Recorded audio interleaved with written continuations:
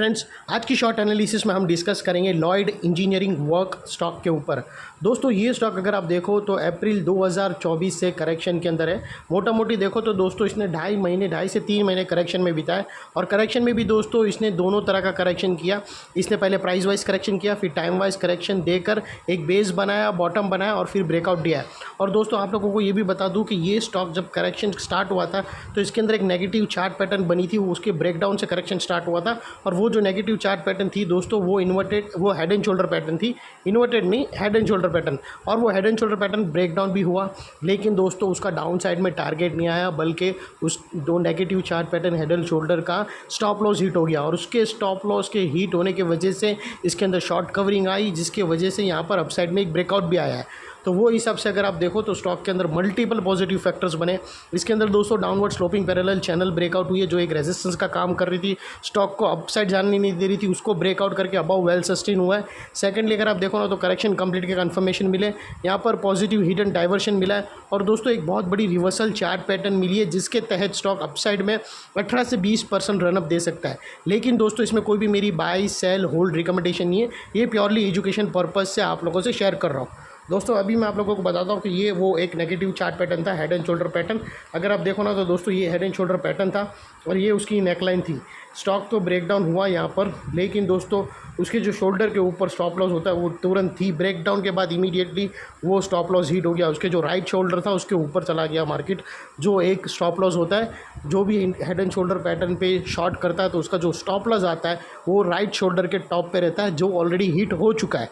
और दोस्तों आप लोगों को बता दूं कि यहाँ पर ये वो एक डाउनसाइड स्लोपिंग पैरेलल चैनल थी, जो एक बहुत बड़ा रेजिस्टेंस का काम कर रही थी। और जब तक स्टॉक ये डाउनवर्ड स्लोपिंग पैरेलल चैनल में था, stock back to back pressure में था और back to back lower lows hit हुए। अगर आप देखो ना तो दोस्तों पहला लोअर लोज यहाँ हिट हुआ, सेकंड लोअर लोज यहाँ हिट हुआ, थर्ड लोअर लोज यहाँ हिट हुआ। और जैसे ही दोस्तों ये downward sloping parallel channel upside में ब्रेक हुई, इसने दो बड़े स्विंग हाई को अबाउ ब्रेक करके with high volume closing, sustain closing देकर कंफर्म कर दिया करेक्शन इज़ कंप्लीट। यहाँ पर दो बड़ी चीज़ मिली दोस्तों, पहले तो डाउनवर्ड स्लोपिंग पैरेलल चैनल को ब्रेक किया, जो एक बहुत बड़ा रेजिस्टेंस था। और दोस्तों दूसरा, इसके जो लोअर लोज के सीक्वेंस थे वो हायर हाइज में शिफ्ट हुए, जिसे हम मानकर चलते हैं कि बॉटम लग गए। जब भी स्टॉक के अंदर दोस्तों लोअर लोज के सीक्वेंस कंटिन्यू बने और उसके बाद जब पहला हायर हाई सीक्वेंस बनता है तो हम मानकर चलते हैं कि स्टॉक के अंदर करेक्शन कंप्लीट हो गई है और बॉटम लग गई है। जब तक नया लोअर लोज नहीं हिट हो या कोई पुराना प्रीवियस लोअर लोज के नीचे मार्केट नहीं क्लोज हो, तब तक हम मानकर चलते हैं कि स्टॉक के अंदर बॉटम टेम्प्रेरी बन गई है। और सेकेंडली दोस्तों बात कर लेते हैं डाइवर्शन की। तो दोस्तों अगर आप लोगों को मैं RSI डालकर दिखाऊँ तो यहाँ पर clear cut positive hidden diversion हमें दिख रहा है। दोस्तों आप यहाँ पर क्लियरली देख सकते हो कि जो लोअर लोज प्राइस एक्शन के स्विंग है वो अगर आप RSI प्राइस एक्शन में देखो ना तो वो अप साइड में टिल्ट हुए, और वही अगर आप RSI में देखो ना तो वो डाउन साइड में है दोस्तों। और यहाँ पर ब्रेकआउट होकर पॉजिटिव हिडन डाइवर्शन ने भी कंफर्म कर दिया अपसाइड में ब्रेकआउट, जो स्टॉक के अंदर एक मोमेंटम क्रिएट करेंगे अपसाइड में। और सेकेंडली दोस्तों बात कर लेते हैं रिवर्सल चार्ट पैटर्न की। तो फ्रेंड्स ज़बरदस्त रिवर्सल चार्ट पैटर्न मिली है, और वो दोस्तों रिवर्सल चार्ट पैटर्न कुछ ऐसी है फ्रेंड्स।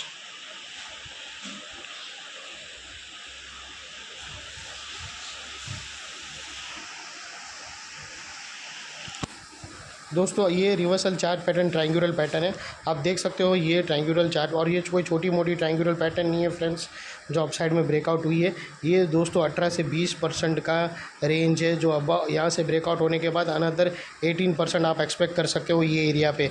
और दोस्तों वो हिसाब से अगर आप देखो ना तो इसका जो फर्स्ट टारगेट निकल के आ रहा है वो 90 रुपीज़ का है, और दोस्तों सेकेंड टारगेट इसके 95 रुपीज़ के हैं। और दोस्तों ये जो इसकी नेकलाइन है उसके ऊपर क्लोजिंग बेसिस पे 2 कैंडल का वेट करो तो वेल एंड गुड है, लेकिन ऑप्शनल है अगर आप फर्स्ट कैंडल पे भी क्लोज करो। और आपको अगर स्टॉप लॉस लगाना हो तो दोस्तों ये लो के नीचे क्लोजिंग बेसिस पे यहाँ पर ब्रेकआउट कैंडल के नियर ही एक स्विंग बना है, वो स्विंग के नीचे अगर 68, अपने एडवाइज़र को पूछकर 68 के नीचे अगर डेली क्लोज आ जाए तो तुम्हें स्ट्रिक्टली स्टॉप लॉस देना चाहिए। और अगर आपकी एंट्री यहाँ पर भी बनती है आज की क्लोजिंग कैंडल पे, जिसे हम वाइट में कर दें, और वो हिसाब से रिस्क टू रिवॉर्ड रेशियो अगर आप देखो तो दोस्तों आपका रिस्क का एरिया सिर्फ इतना ही रहेगा और रिवॉर्ड का एरिया फ्रेंड्स इतना बड़ा है, ये ऑलमोस्ट मोर देन 1:3 का रिस्क टू रिवॉर्ड रेशियो है फ्रेंड्स। और सेकेंडली दोस्तों आप लोगों को बता दूं कि ये वो एरिया है ना जो ब्रेकआउट से एंट्री का लेवल है, दोस्तों ये लेवल बहुत ही इंपॉर्टेंट है, क्योंकि यहाँ पर हमने देखा मल्टीपल चीज़ एक साथ ब्रेकआउट हुई।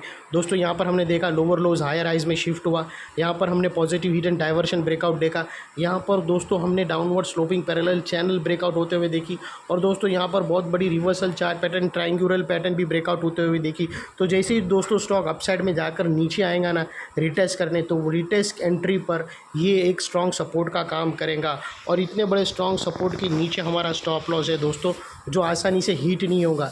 लेकिन बाय एनी चांस अगर वो स्टॉप लॉस हीट हो जाता है तो दोस्तों नो इफ़ नो बट सीधा स्टॉप लॉस देकर ट्रेड को क्लोज करना चाहिए। ये है एनालिसिस।